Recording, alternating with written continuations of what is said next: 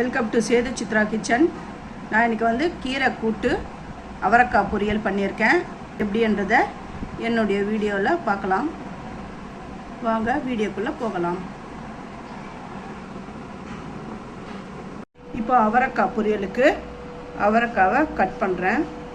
அவரைக்காய் பொரியலுக்கு அவரைக்காவை கட் பண்ணி எடுத்துன்னு வந்துட்டேன். தாளிக்கிறதுக்கு வெங்காயம் பூண்டை தட்டி வச்சுருக்கிறேன். காஞ்ச மிளகாய் எடுத்துருக்கேன். இப்போ எப்படி பண்ணுறதுன்னு பார்க்கலாம். கடாய் அடுப்பில் வச்சுட்டேன். எண்ணெய் விட்டுக்கிறேன். எண்ணெய் விட்டுட்டேன். உளுந்து போட்டுக்கிறேன். அப்படியே இந்த காஞ்ச மிளகாவையும் நான் சேர்த்துக்கிறேன்.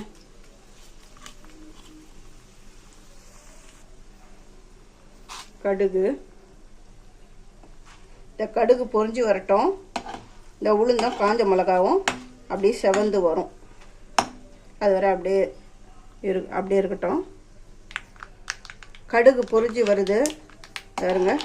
உளுந்தும் அப்படியே செவந்துடுது. உளுந்தும் காஞ்ச மிளகாவும். இந்த டைமில் தட்டி வச்சுக்கிற பூண்டை இதில் சேர்த்துடுறேன். இது கூடவே கருவேப்பிலையும் சேர்க்குறேன். பூண்டு லைட்டாக செவந்து வரட்டும். பூண்டு செவந்து வந்துடுது. வெட்டி வச்சுக்கிற வெங்காயத்தை இதில் சேர்த்துடுறேன். வெங்காயம் வந்து ஓரளவுக்கு வதங்கி வரட்டும். வெங்காயம் வதங்கிடுது. இந்த அளவுக்கு வதங்கினாலுமே போதும். இப்போ கட் பண்ணி வச்சுக்கிற இந்த அவரைக்காவை இதில் சேர்த்துடணும். கட் பண்ணி வாஷ் பண்ணி வச்சுக்கிறேன். அந்த அவரைக்காவை இதில் நான் சேர்த்துறேன். சேர்த்துட்டு நல்லா கலந்து விடணும்.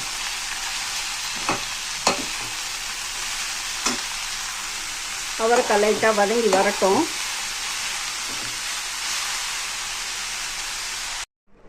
அவரைக்காய் பொரியல் ரெடி.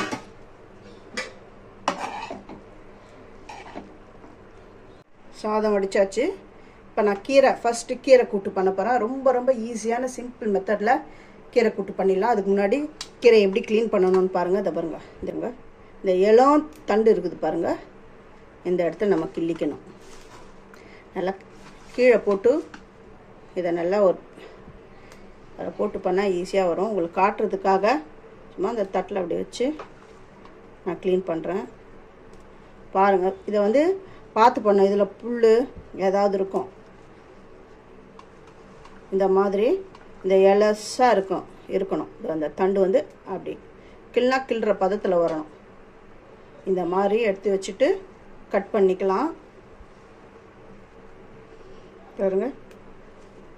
இந்த தண்டுலாம் என்ன பண்ணலாம் அப்படின்னா, இந்த தண்டுலாம் நம்ம வந்து கட் பண்ணிட்டு இந்த வேர் மட்டும், இந்த வேர் பக்கம் இருக்குது பார்த்திங்களா, அப்படி எடுத்து போட்டு இது வரையும் நீங்கள் என்ன பண்ணலாம், கட் பண்ணி பொரியல் கூட பண்ணிக்கலாம். இப்போ இதெல்லாம் கட் பண்ணி எடுத்துகிட்டு வரேன். எல்லாத்தையும் கட் பண்ணி எடுத்துட்டேன்.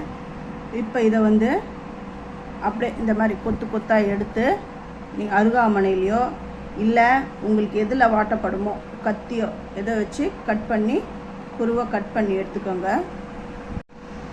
நல்லா நான் குருவை கட் பண்ணிட்டேன்.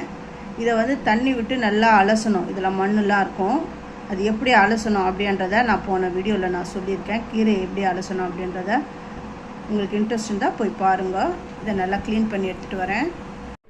கீரை கூட்டுக்கு பாருங்க பருப்பு எடுத்துருக்கேன். இது வந்து சிறு பருப்பு தான். இதை நல்லா வாஷ் பண்ணி எடுத்துகிட்டு வரேன். பருப்பை நல்லா வாஷ் பண்ணி எடுத்துன்னு வந்துட்டேன். இது மூழ்கிற அளவுக்கு தண்ணி விட்டுக்கணும். பெருங்காயம், மஞ்சப்பொடி இது சேர்த்து வேக விட்டுக்கணும். வெந்து வரட்டும். பருப்பு வந்து நல்லா பொங்கி வருது. ஸ்டவ்வை ஸ்லோ பண்ணி வைக்கணும். இது அரை பதம் வெந்து வரும்பொழுது அந்த கீரையை சேர்த்துடலாம். பாருங்க. எல்லாம் பாதி அளவுக்கு வெந்துடுது. இந்த நேரத்தில் கீரையை சேர்த்துடணும். பாருங்க. இந்த கீரையெல்லாம் நல்லா க்ளீன் பண்ணி எடுத்துன்னு வந்திருக்கேன். அதை இதில் சேர்த்துட்றேன். இந்த கீரையிலேயே தண்ணி விடும். இந்த கீரையெல்லாம் சேர்த்துட்டேன். இப்போ லைட்டாக பெரட்டி விட்டுக்கிறேன். இது சட்டுன்னு செஞ்சிடலாம். இது ரொம்ப நேரம் கூட ஆகாது. இந்த கீரை கூட்டு இந்த சம்மர் டைமில் வாரத்தில் ஒரு 2 தடவையாவது கம்பல்சரி 2-3 தடவையாவது கம்பல்சரி நம்ம கீரை எடுத்துக்கணும். பாருங்க, கீரை அப்படியே வெந்து வருது பாருங்க. இது கொஞ்ச நேரத்துக்குலாம் வெந்துடும். தட்டு போட்டு மூடி வேக விட்டுறேன். அப்பப்போ கலந்து விட்டுக்கிட்டே இருக்கணும். கீரை கூட்டு ரெடி ஆகிடுது. இப்போ இதுக்கு தேவையான அளவு உப்பு போட்டு கலந்து விட்டுடுறேன். நல்லா வெந்துடுச்சு பாருங்கள். இந்த உப்பு இது போட்ட உடனே, இந்த சூடு பட்டவுடனே அது நல்லா கரையும். இப்போ தாளிச்சிடலாம். எண்ணெய் விட்டுருக்கேன், கொஞ்சம் உளுந்தம்பருப்பு சேர்த்துருக்கேன், காஞ்ச மிளகாய், கடுகு,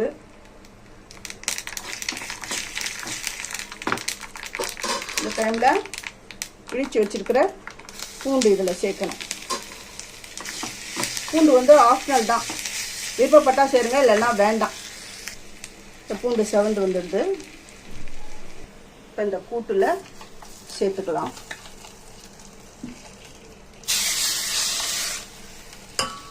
கூட்டு ரெடி ஆயிடுது. சாதம், கீரை கூட்டு, அவரைக்காய் பொரியல், வெண்டைக்காய் காரக்குழம்பு ரெடி ஆயிடுது.